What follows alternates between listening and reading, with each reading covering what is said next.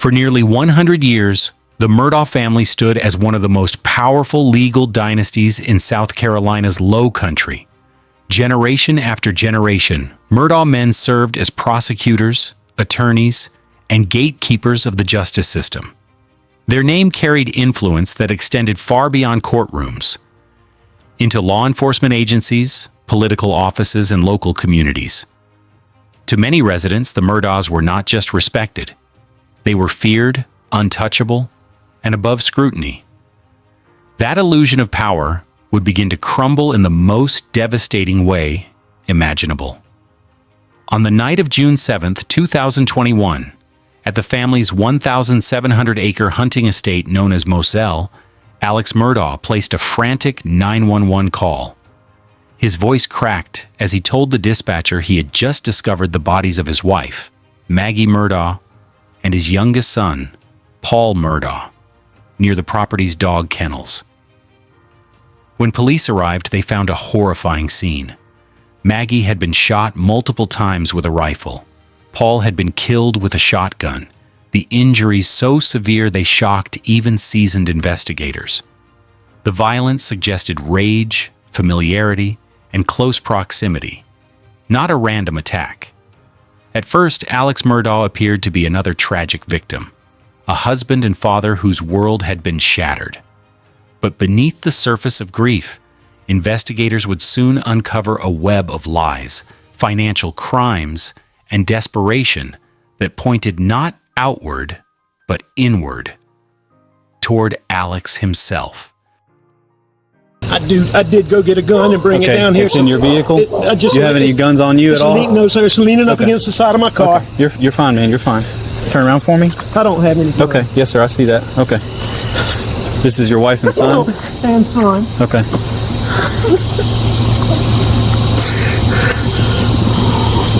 It's bad.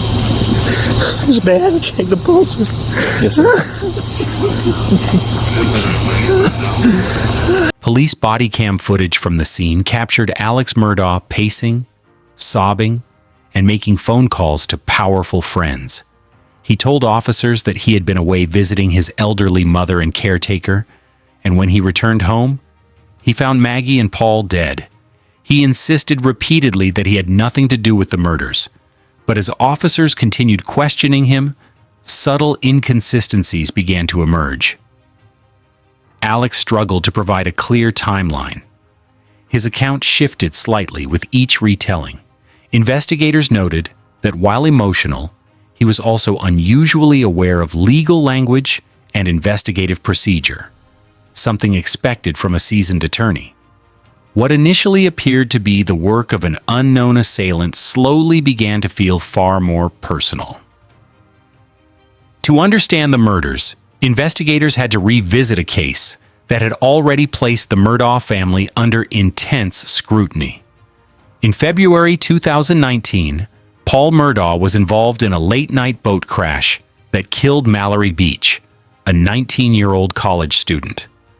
Witnesses said Paul was intoxicated and belligerent, yet officers at the scene appeared hesitant to hold him accountable. The case became a symbol of alleged privilege and favoritism. Paul was eventually charged, but the civil lawsuit against the Murdaugh family threatened to expose years of legal influence, financial records, and internal dealings. Depositions were approaching, bank accounts were being examined, and Alex Murdaugh was running out of ways to hide what he had been doing behind the scenes.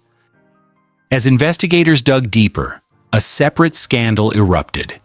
Alex Murdaugh was accused of stealing millions of dollars from his own law firm and from clients, many of them grieving families, injured workers, and vulnerable individuals who trusted him as their attorney.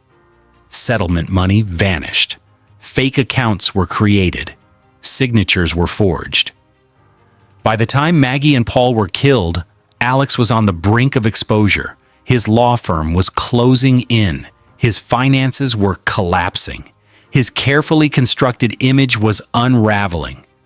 Prosecutors would later argue that Alex saw his life closing in from all sides, and that the murders were a desperate attempt to delay the inevitable. The case took a dramatic turn when investigators recovered a video from Paul Murdaugh's cell phone.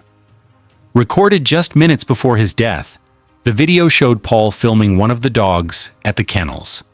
In the background, the voices of Maggie and Alex were unmistakable. This single piece of evidence shattered Alex's alibi.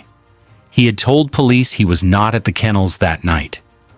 The video proved he was there, just moments before his wife and son were killed. Alec Murdaugh's alibi potentially destroyed by his son's own video. Get back! Get back! Prosecutors revealing a 58-second cell phone video recorded by Paul Murdaugh directly contradicting Alec Murdaugh's story. Hey, he's got a bird in his mouth! Bubba. Damn, Bubba. It's a guinea. This is a chicken. Come here, Bubba. Come here, Cash. Come here, Bubba. Cash. Quit. Confronted with this evidence, Alex changed his story. He admitted he had been present but claimed he left before the murders occurred. Prosecutors argued that this was not confusion.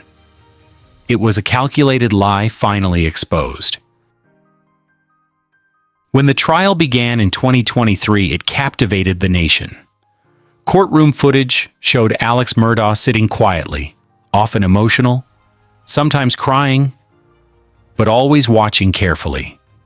Prosecutors built a case not on a single piece of direct evidence, but on patterns of deception, digital footprints, and motive. Jurors heard about cell phone data that tracked Alex's movements, vehicle records that contradicted his statements, and witness testimony that painted a picture of a man who believed he could manipulate the truth, just as he always had. The defense argued there was no murder weapon, no eyewitness, and no direct proof. But prosecutors countered with a powerful message. Liars leave trails, and Alex Murdaugh's trail was everywhere. After weeks of testimony, the jury deliberated for less than 3 hours. Alex Murdaugh was found guilty of murdering his wife, Maggie, and his son, Paul. I agree, Lester. And I think when there is a quick verdict, especially with all of the evidence this jury has heard, it was sort of leaning toward the fact that this would be guilty simply because there was so much to process and review in coming to this verdict. If there was anyone that was on the fence, one thing that strikes me is watching Alec Murdaugh as they read that verdict. We have seen him so emotional in this trial. We have seen him cry from the defense table almost every day of this trial. We've seen him cry from the stand himself while giving witness testimony. It is sort of a surprise to not see more of a reaction from him in this moment. But keep in mind, there is no requirement in South Carolina to prove motive. You don't have to prove why he did it. You just have to prove beyond a reasonable doubt that he did do it. And this jury said clear and convincingly that that is what they believed. After less than 3 hours of deliberation, they were sure they had a verdict, and it was guilty on all counts. He was sentenced to life in prison without the possibility of parole. The courtroom was silent as the verdict was read. The fall of a dynasty finalized in a single moment. In the months that followed, Alex received additional sentences for his financial crimes, ensuring he would never again live as a free man. The Alex Murdaugh case was not just a murder trial. It was an exposure of unchecked power, systemic failure, and the danger of believing certain people are untouchable. For decades, the Murdaugh name controlled outcomes. In the end, it became synonymous with betrayal, corruption, and loss. 2 lives were taken at Moselle, and with them, the illusion that power guarantees protection. This was not a crime hidden in shadows. It unfolded in plain sight, protected by influence and silence. The fall of Alex Murdaugh reminds us that justice delayed is not justice denied. But justice ignored comes at a terrible cost. If you want more long-form true crime documentaries, real courtroom breakdowns, and bodycam-driven investigations, be sure to subscribe, like, and share this video. Because sometimes the most dangerous lies are the ones everyone believes.